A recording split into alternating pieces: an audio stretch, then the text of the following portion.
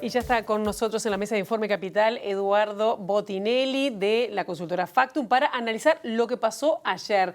¿Qué tuvo de inesperado el resultado de esta segunda elección nacional? ¿Cómo andas, Eduardo? ¿Qué tal? Buenas tardes, ¿cómo estás? Muy bien.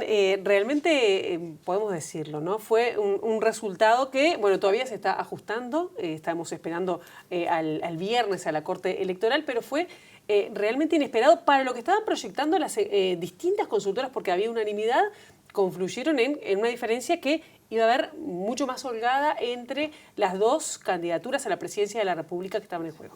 Sí, sí, fue más ajustado. ¿Y cómo se explica? Bueno, cuando hicimos la presentación dijimos, bueno, esto es una foto al domingo anterior.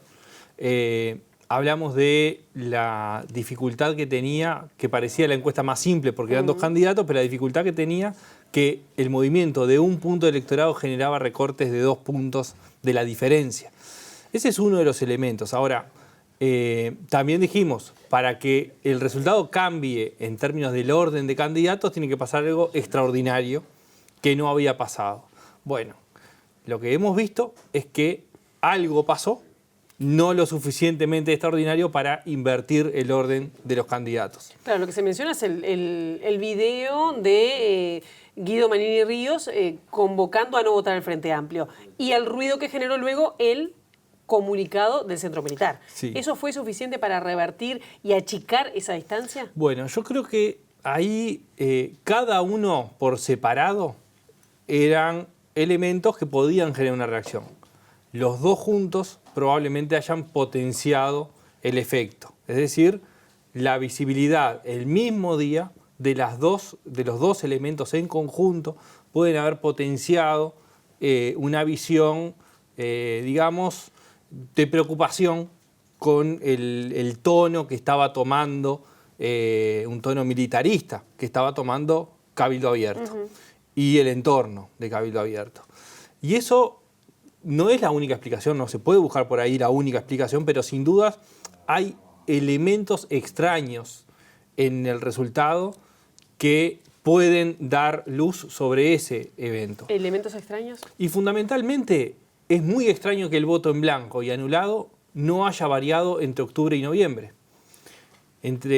Razonablemente, cuando uno tiene una elección con 11 partidos en octubre, como la tuvimos, y donde 2,5 puntos responden al PERI, al Partido Verde Animalista y al Partido Digital, que son claramente partidos que se posicionan fuera del sistema político, es decir, fuera de estas dos candidaturas. Es decir, se reduce una oferta de 11 partidos a 2 candidaturas, donde además de tener ese porcentaje de votos en blanco y anulado, hay 2,5 puntos de gente que eligió opciones por fuera de lo tradicional, digamos. Bueno, y cuando tenemos esa oferta reducida a solamente 2 opciones, el voto en blanco y anulado queda en el mismo porcentaje. Estamos hablando de 3,8 y el anterior 4%. fue 3,6. Y recordemos, en el 2014 el voto en blanco y anulado fue del 5. ¿No? Es decir, tenemos una caída del voto en blanco y anulado cuando la tendencia era ascendente. Entonces, hay un cambio en ese comportamiento. Ahí estamos hablando... más gente optó por uno de las dos candidaturas. Claro. Estamos hablando de casi 2 puntos o 2,5 puntos de personas que decidieron no anular o no votar en blanco cuando la predisposición era hacerlo. Entonces, ahí creo que hay una respuesta, una primera respuesta del probable efecto que produjo eso.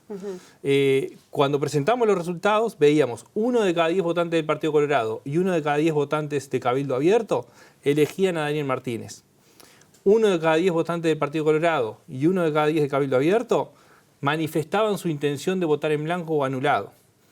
Bueno, probablemente ahí podamos también, con evidencia posterior, obviamente, esto va a haber que estudiarlo, buscar algunas explicaciones donde probablemente un porcentaje importante de esas personas que querían anular o votar en blanco reaccionaron y votaron a Daniel Martínez. Vino prácticamente el doble de personas desde el exterior. Ayer dábamos cuenta en la transmisión que hacíamos en TV Ciudad respecto a eso, casi 50.000 personas.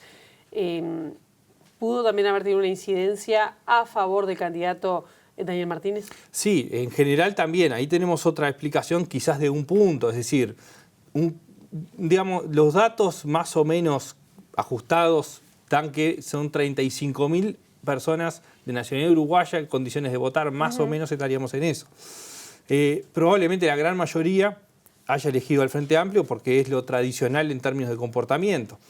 Y además, la diferencia entre octubre y ahora es que en octubre coincidieron las elecciones de Argentina y de Uruguay. Y parecía más definitoria la de Argentina que la de Uruguay. Claro. Y quienes votan en los dos lados probablemente optaron. Es decir, hubo un mayor flujo de gente. Y estos son efectos que se pueden manejar. Y hay otro que, digamos, es más propositivo, porque estos son, digamos, efectos colaterales de algo que hacen que surge o por elementos externos o por del exterior. Tenemos también la campaña del Frente Amplio. La campaña del Frente Amplio ha tenido momentos de oscilaciones muy importantes, donde pasó de un personalismo a un proyecto, a un personalismo, a un voto a voto. Ese voto a voto que aterrizó recién después de 10 días de pasado el 27 de octubre, ese es un proceso acumulativo.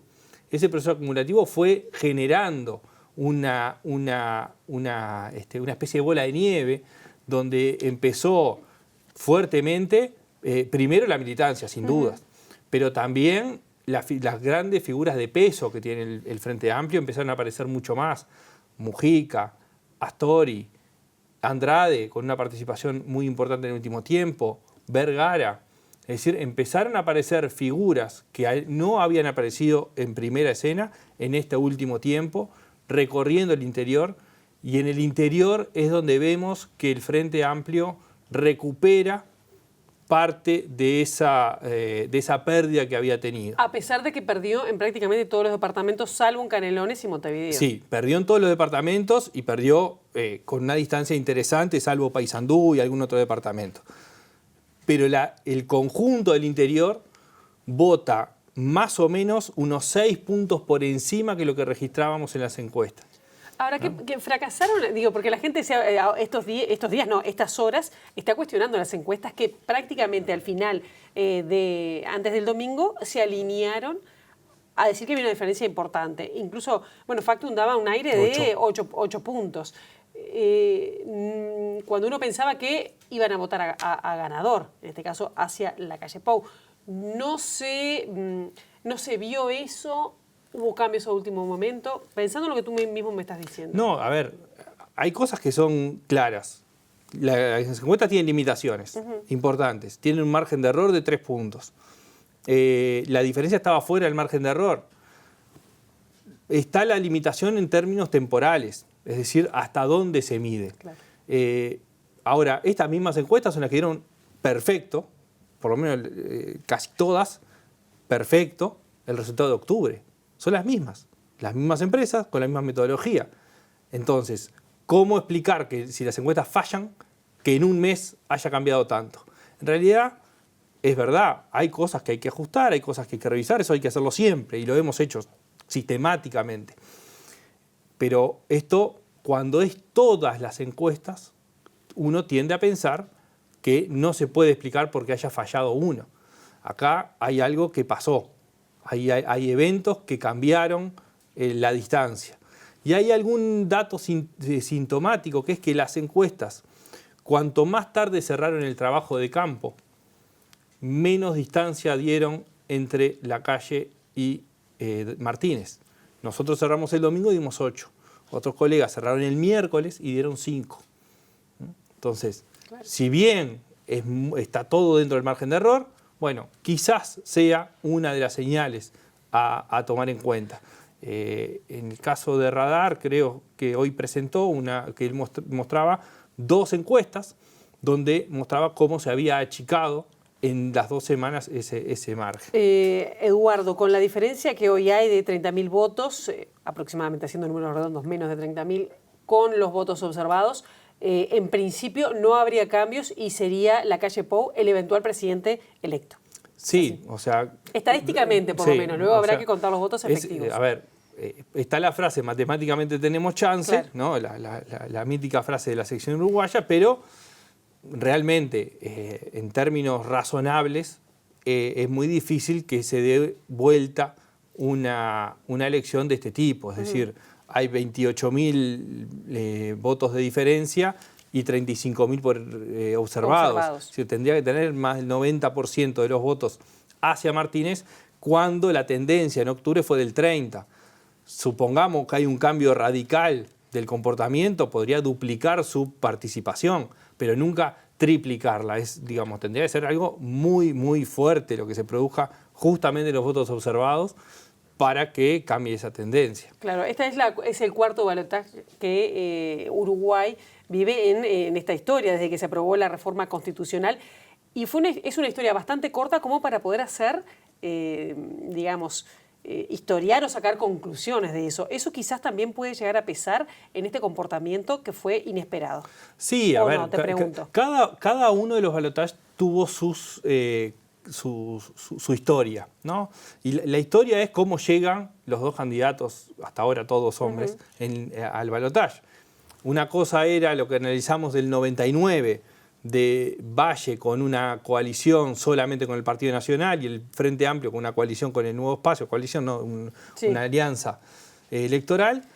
Otra cosa es llegar al balotaje con mayoría parlamentaria, como pasó en los dos anteriores, y otra cosa es donde aparecía una coalición de 5 partidos contra el Frente Amplio. Y una coalición de 5 partidos que inicialmente parecía retener bastante de sus votos de octubre, y en realidad terminó reteniendo un poco menos, pero perdió 6 puntos, entre 5 y 6 puntos de lo que votó en la primera vuelta.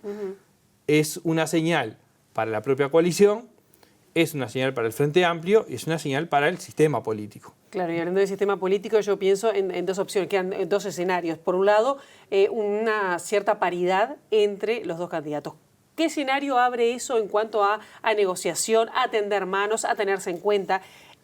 Y lo otro es el escenario que queda dentro de la coalición, ¿no? Porque el caso de este video de Manini Ríos es más que un video que, pienso, que incidió, uno podría suponer, como hipótesis, incidió en achicar esa brecha entre ambos candidatos, pero además como queda conformada la coalición, ¿tendrá ese don de mando la calle para ajustar y que Manini y Cabildo Abierto no se salgan del cauce? Bueno, sin dudas un primer elemento es cómo queda la interna de esa coalición. Porque además los socios enojados con Manini. Sí, por supuesto. Es decir, hubo reacciones desde la propia coalición hacia Manini y hacia Manini y su entorno, además, que dejan algunas dudas, ¿no? Dejan dudas sobre cómo va a ser ese funcionamiento en términos de coalición parlamentaria.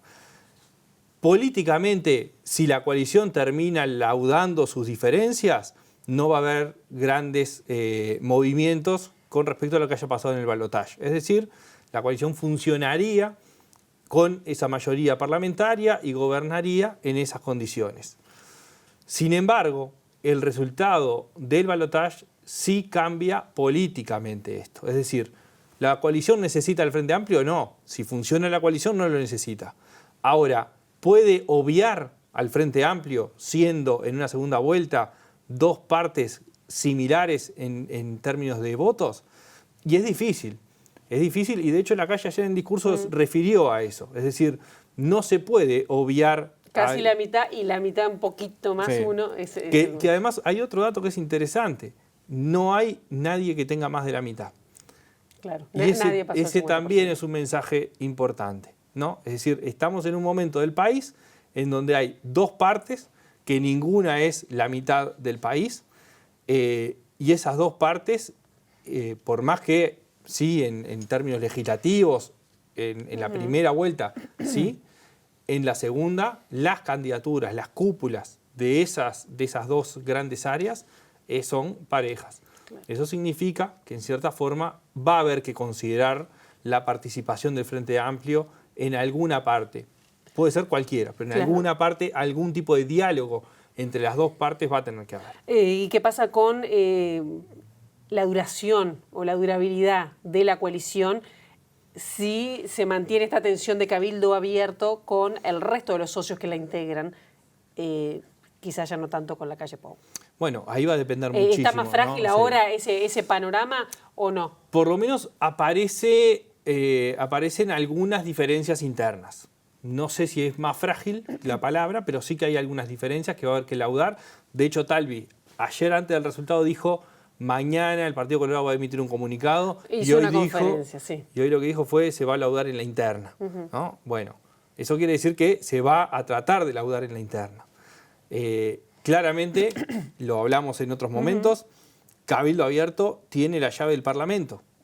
Y si Cabildo Abierto sale de la coalición, para legislar se va a necesitar entonces al Frente Amplio. Entonces ahí entran un poco los distintos juegos que se pueden llegar a abrir.